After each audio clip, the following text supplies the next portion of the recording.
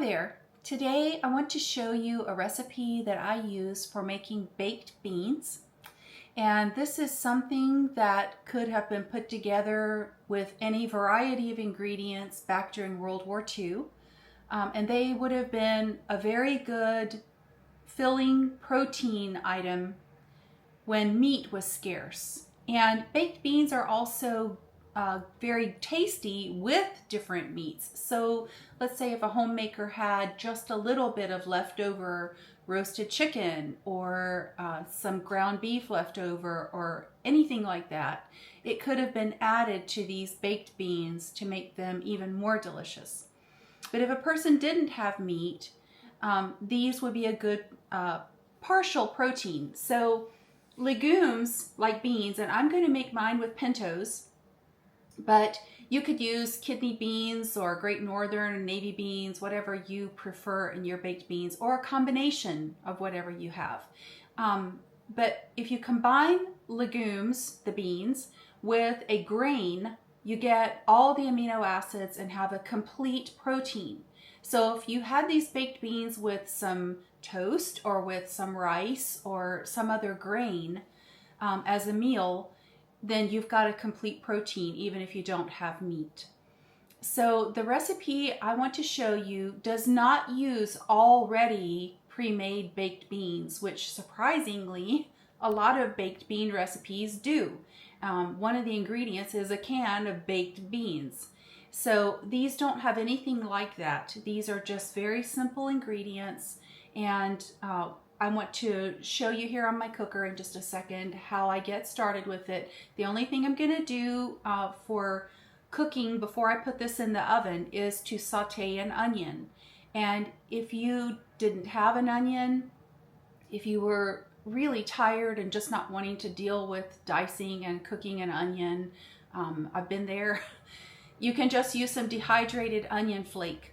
So instead of the onion here, you could put, your preference, a teaspoon to a couple of tablespoons of dehydrated onion flake in this, and it would be just fine. So let me move the camera down to where you can see the table and we'll get started. Okay, so I just turned on this little cooktop and it's making some noise from the fan. I hope you're going to be able to hear me okay, but if not, we'll work it out. So the first thing I'm going to do is add a tablespoon of oil, 15 milliliters of oil, and I will put all of the measurements for this in the blog post for the beans. There is a blog post on the baked beans, so everything will be there in US and metric measurements for you. So you put about a tablespoon of olive oil in, and then you put in your diced onion.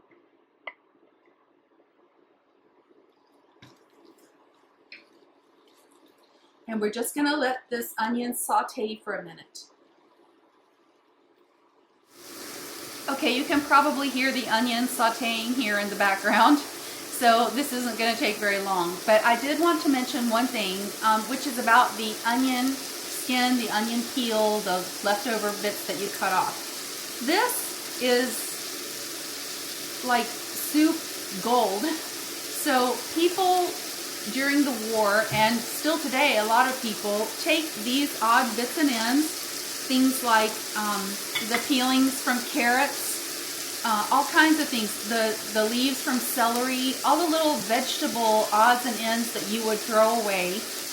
If you don't put them in your compost bin, if you don't have a garden, what you could do is put these things, and I'm going to put these in a Ziploc bag or any kind of storage container that you have in your freezer. And you just save them up until you have a container full, and then you put it in on the stove with however much water you want, and it makes wonderful vegetable stock.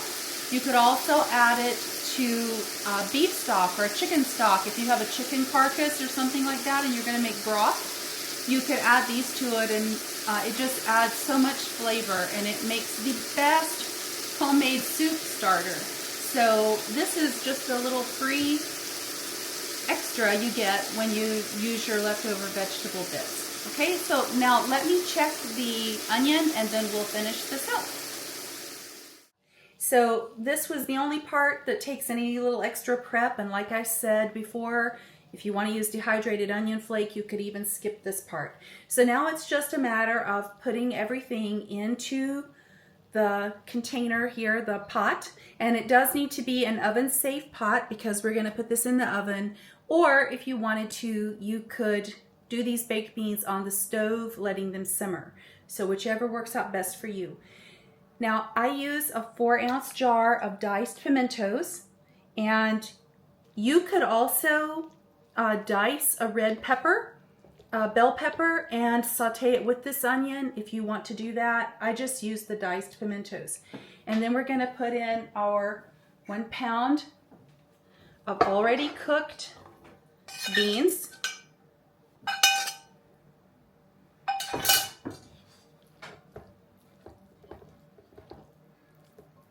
And then we're going to put in all of the wet ingredients here. I've got everything together in this one measuring cup, and it's pretty easy when you make this for yourself. You could just, use a 2-cup measuring cup and put everything into one, and then you don't have much of anything to clean up. So this is 1 cup of tomato sauce, 3/4 cup of ketchup, a tablespoon of molasses, and in some places, depending on where you are, this is the molasses.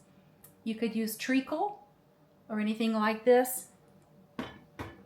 And this also has 2 teaspoons of Worcestershire sauce in it and 2 teaspoons of mustard. And you can use yellow mustard or Dijon mustard. And then we're going to add 1 cup of water.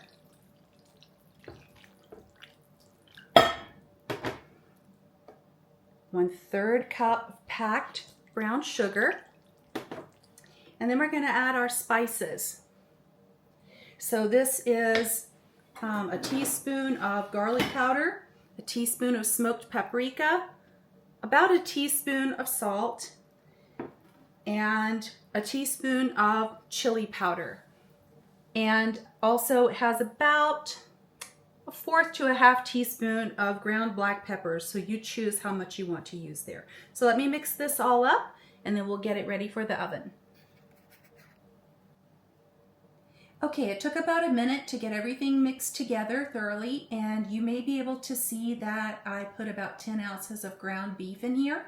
So we like ours with a little bit of ground beef. You could use some other kind of meat if you want. It needs to be thoroughly cooked before you add it. During World War II, people might have added a little bit of diced and fried Spam or something like that to it. So this recipe is really versatile, very tasty. Everything comes together to make a good flavor. And what I'm going to do now is put it in the oven for about 45 minutes at 325 degrees Fahrenheit. I don't remember what that is in Celsius, but I do have it on my website. So all of the metric amounts and everything are with the blog post for this. So you can get everything you need for this recipe. It's a very quick dinner, really easy cleanup. And when it comes out of the oven, I'll let you have a look at it.